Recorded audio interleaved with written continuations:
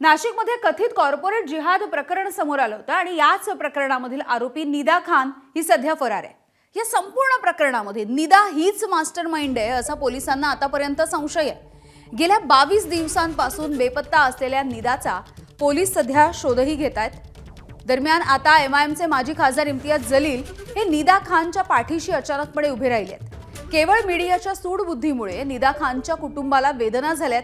निदाला यातना आणि भीतीचा सामना करावा लागतोय असं इम्तियाज जलील यांचं म्हणणं आहे।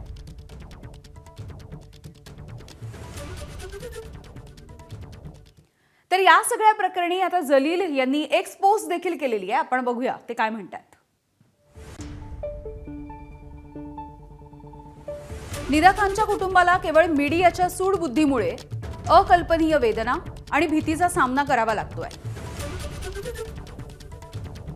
कंपनीने खूप उशिरा का होईना टीसीएस मधल्या तिच्या पदाबद्दल स्पष्टीकरण दिलं।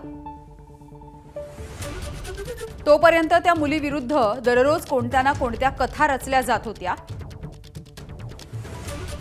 मीडियामध्ये सगळीकडे स्वतःचा चेहरा पाहून तिला किती तणावाचा सामना सहन करावा लागला असेल।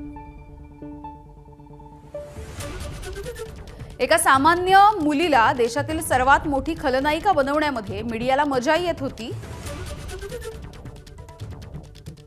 हे असंच चालू राहिलं तर रस्त्यावरील लोकच रस्त्यावरच्या मीडियाला हाताळू लागतील।